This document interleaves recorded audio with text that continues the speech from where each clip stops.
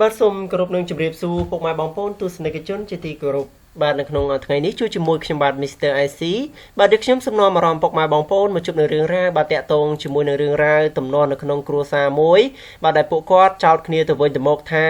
បាទប្រពន្ធលួចមានសហាយស្មន់ក៏ដូចជាប្រពន្ធចោទប្តីថាប្តីលួចមានស្រីខាងក្រៅបាទអញ្ចឹងមិនដឹងថានរណាមួយខុសនរណាមួយត្រូវនោះទេបាទយើងឃើញថាគ្រួសារមួយគូនេះពិតជារស់នៅមិនចុះសម្រុងនឹងគ្នាឡើយបាទទោះបីជាមានទ្រព្យសម្បត្តិស្តុកស្ដំក៏ដោយបាទអញ្ចឹងយើងមកតាមដានតាក់ទងជាមួយនឹងរឿងរ៉ាវរបស់គាត់បាទជាមួយខ្ញុំបាទជាបន្តដែលរឿងរ៉ាវនេះកើតឡើងនៅរាជធានីភ្នំពេញបាទចំពោះរឿងរ៉ាវទំនាស់នៅក្នុងគ្រួសារប្តីប្រពន្ធមួយគូដែលចោទប្រកាន់គ្នាមានប្រុសបាទមានស្រីទាំងសងខាងនេះបាទសូមតាមដានជាមួយខ្ញុំបាទជាបន្តដូចតទៅបាទប្តីប្រពន្ធមួយគូជាគ្រួសារមួយដែលស្ដុកស្ដំប្រកបដោយបាទប្រកបរបរលក់គ្រឿងក្រអូបប៉ុន្តែហាក់ដូចជាមានគ្មានសុភមង្គលបាទមានតែភាពប្រកម្មប្រកបនឹងគ្នារហូតឈានទៅដល់ការរត់បាទរកការអន្តរាគមន៍ពីសំណាក់នគរបាលប៉ុស្តិ៍បាទនឹងអាជ្ញាធរសង្កាត់ចោមចៅបាទដើម្បីឲ្យជួយដោះស្រាយបាទចំពោះទំនាស់នៅក្នុងគ្រួសាររបស់ពួកគេបាទប្តីប្រពន្ធខាងលើនោះបានរត់រកបាទនគរបាលប៉ុស្តិ៍ចោមចៅឲ្យជួយដោះស្រាយកាលពីថ្ងៃទី26ខែមីនាឆ្នាំ2017ម្ដងរួចមកហើយបាទដោយនៅបាទដោយទៅអ្នកទាំងពីរអ្នកប្តីប្រពន្ធបាទលុះដល់ល្ងាចបាទថ្ងៃទី27គេបានឃើញស្ត្រីជាប្រពន្ធអមដំណើរដោយមិត្តភ័ក្តិ2ទៅ3អ្នកទៀតបាទដែលបានទៅកាន់ប៉ុស្តិ៍ខាងលើនោះម្ដងទៀតបាទចំណែកឯបរិសុទ្ធជាប្តីគឺមិនបានទៅជាមួយស្ត្រីនោះឡើយបាទអញ្ចឹងនៅពេលនេះគាត់មកតែម្នាក់ឯងហើយដើម្បីមករករឿងបាទលេងគ្នាជាមួយនឹងស្វាមីបាទហើយស្ត្រីជាប្រពន្ធមានឈ្មោះថាញឹមរតនាបាទមានអាយុ27ឆ្នាំបាទហើយនឹងបរិសុទ្ធជាប្តីមានឈ្មោះថាគ្រីសុកនីបាទមានអាយុ35ឆ្នាំបាទអ្នកទាំងពីរអ្នកជាប្តីប្រពន្ធបាទនេះមានមុខរបរបោះដុំគ្រឿងក្រអូបបាទហើយអត់ដឹងថាពួកគេរៀបការតាំងពីពេលណាមកនោះទេប៉ុន្តែពួកគេបានមានកូនប្រុសម្នាក់បាទនិងស្រីម្នាក់នៅក្នុងបន្ទុកបាទហើយមានជីវភាពធូរធារក្រនបើបាទសប្តាហ៍ថ្ងៃនេះស្នាក់នៅក្នុងបរិយាពិភពថ្មីនៅក្នុងភូមិត្រពាំងថ្លឹងសង្កាត់ចោមចៅខណ្ឌពោធិ៍សែនជ័យរាជធានីភ្នំពេញ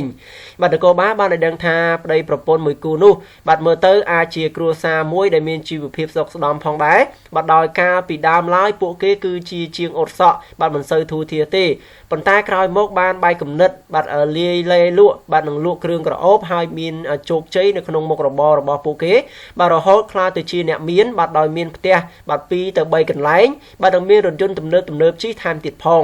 ប៉ុន្តែអ្វីដែលគួរឲ្យជាទីចាប់អារម្មណ៍នោះការពីគ្រាក្របាទគ្រួសាររបស់ពួកគេនឹងពិតជាមានសុភមង្គលខ្លាំងណាស់បាទគ្មានបញ្ហាអ្វីកើតឡើងចំពោះ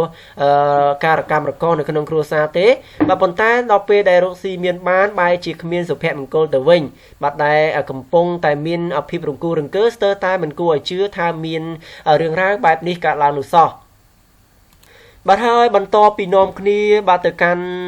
ប៉ុស្តិ៍បាទនៅនគរបាលចោមចៅបាទប្តីប្រពន្ធខាងលើបានធ្វើការចោទប្រកាន់បាទទៅគ្នាទៅវិញទៅមកបាទដែលយកត្រូវរៀងខ្លួនបាទហើយលែងមានការខ្មាស់អៀនទៅហើយបាទអញ្ចឹងយកត្រូវរៀងខ្លួនដោយសារតែគាត់ចង់លេងលះគ្នាហើយមើលទៅបាទបរិសុទ្ធជាប្តីបានធ្វើការចោទប្រកាន់ទៅនាងប្រពន្ធផងដែរថានាងមានចិត្តមិនស្មោះត្រង់បាទវាយវេបាទលួចផិតក្បត់បាទខ្លួនជាមួយនឹងបាទលួចផិតក្បត់ខ្លួនជាប្តីបាទទៅមានប្រុសសហាយខណៈដែលខ្លួនមិនសូវបាននៅផ្ទះបាទព្រោះជាប់រវល់ទៅដើរលក់ផលិតផលនៅឯបណ្ដាខេត្តនានាបាទហើយយូរបាទទើបមានពេលត្រឡប់មកផ្ទះវិញម្ដងបាទដូច្នេះបាទជាឱកាសល្អសម្រាប់នាងដែលជាប្រពន្ធបានផិតក្បត់ដោយងាយបាទបរិសុទ្ធជាប្តីក៏បានប្រាប់បន្តទៀតថាប្រពន្ធរបស់ខ្លួនមានទំនាក់ទំនងជាមួយនឹងបរិសុទ្ធម្នាក់បាទដែលមានថ្ងៃមួយគាត់បានត្រឡប់មកពីខេត្តវិញបាទដល់ពេលក៏ប្រទះឃើញនាងកំពុងតែស្ថិតនៅក្នុងបន្ទប់តែ2នាក់ជាមួយនឹងបរិសុទ្ធម្នាក់នោះបាទនាពេលយប់ពាក់កណ្ដាលអាធ្រាត្របាទដោយបិទទ្វារខ្ទាស់កន្លឹះពីខាងក្នុងថែមទៀតផងបាទខណៈនោះប្រពន្ធគាត់បានប្រាប់ថាបរិសុទ្ធនោះគឺជាមិត្តភក្តិរបស់នាងទេបាទហើយនាងក៏បានហៅឲ្យទៅជួយលាយបាទនឹងកូលទេបាទតែប៉ុណ្ណោះបាទមិនមែនអ្វីផ្សេងក្រៅពីនេះទៀតឡើយបាទប៉ុន្តែការដោះសារនោះមិនបានធ្វើឲ្យស្វាមីជឿនោះទេបាទព្រោះនៅក្នុងផ្ទះនោះមិនខ្វះទេមនុស្សសម្រាប់ជួយធ្វើការបាទចាំបាច់អីនាំអ្នកដែលមិនធ្លាប់ស្គាល់មកធ្វើការបែបនេះបាទហើយប្តីក៏បានបន្តទៀតថាបាទហើយមនុស្សប្រុសហ្នឹងបាទ បាទសូមអធិស្ឋានបាទហើយមនុស្សប្រុសស្រីបាទនៅជាមួយគ្នាតែ2នាក់នៅក្នុងបន្ទប់ទាំងយប់បែបនេះតើគួរឲ្យជឿបានដែរឬទេបាទពួកគេអត់ធ្វើអ្វីនោះទេហើយក៏ដើរលេងរហូតដល់យប់អាធ្រាត្រទើបចូលផ្ទះទៀតផងបាទចំណែកឯប្រពន្ធបាទក្រោយពីទទួលការរងការចោទប្រកាន់បាទពីប្តីបាទក៏បានបកស្រាយវិញផងដែរថាបាទនាងមិនបានប្រព្រឹត្តដោយការចោទប្រកាន់របស់ប្តីនោះឡើយបាទបរិសុទ្ធជាប្តីបាន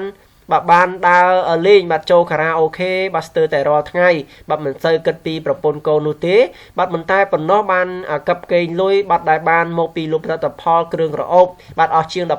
$150,000បាទនឹងយករថយន្តចំនួន3គ្រឿងថែមទៀតផងប៉ុន្តែមិនបានបញ្ជាក់ថាយករថយន្តនោះទៅណានោះឡើយបាទនេះគឺជាការក្បត់រូបនាងមិនតែប៉ុណ្ណោះបាទប្តីរបស់នាងបានរួមគំនិតជាមួយនឹងបងប្អូននិងត្រចៀកបាទត្រចៀកសខ្លាំងណាស់បាទជឿតាមសាច់ញាតិរបស់ខ្លួនដែលបង្កប់ឲ្យលែងលះរូបនាងចោលបាទនឹងវាយអត់ដំរូបនាងរហូតដល់រងរបួសជាប់ខ្លួនជាប់ភ្លៅបាទជាប់សាច់គ្មានមេត្តានោះឡើយបាទនេះគឺជាការនិយាយបាទបង្ហាញប្រាប់ពីខាងភក្តីប្រពន្ធវិញម្ដងបាទហើយនគរបាលក៏បានបន្តទៀតថាបាទនិយាយបណ្ដានាងបានលាត់សម្លៀកបំពាក់ឲ្យមើលស្នាមរបួសបាទដែលត្រូវប្តីវាយបណ្ដាប៉ុន្តែបើទោះបីជាបែបណាបាទនគរបាលដែលជាអ្នកកំណត់ហេតុបាទជាអ្នកកត់កំណត់ហេតុមិនបានឲ្យនាងលាត់ទេបាទព្រោះវាអាក្រក់មើលខ្លាំងណាស់បាទហើយស្ត្រីខាងលើនោះបានប្រាប់ទៀតថានាងពិតជាបានដើរលេងយប់មែនក៏ព្រោះតែខ្លួនខឹងនឹងប្តីនាងពូកែចូលខារ៉ាអូខេរាល់យប់ពេកប៉ុន្តែការដែលនាងដើរលេងនោះពុំមាននាងទៅបាទពុំមានអ្នកណាម្នាក់បាទទៅជាមួយនាងនោះទេបាទនាងទៅតែម្នាក់ឯងបាទនឹងបាននាំកូនជាមួយនឹងទៅជាមួយផងដែរបាទអញ្ចឹងគាត់ថាគាត់ដើរលេងហ្នឹងមិនមែនមិត្តភ័ក្តិឬក៏នរណាទៅជាមួយទេបាទមានតែកូនដែលគាត់នាំទៅជាមួយដើម្បីកុំឲ្យប្តីបាទមានការគិតអាក្រក់ទៅលើរូបគាត់ទៀតបាទចំណែកឯការចោទប្រកាន់បាទនាងមានសហាយនោះបាទក៏ជារឿងមួយដែលមិនពិតដែរបរិសម្នាក់នោះគឺជាមិត្តភ័ក្តិរបស់នាងទេបាទហើយនាងបានហៅគាត់ឲ្យជួយលាយម្សៅ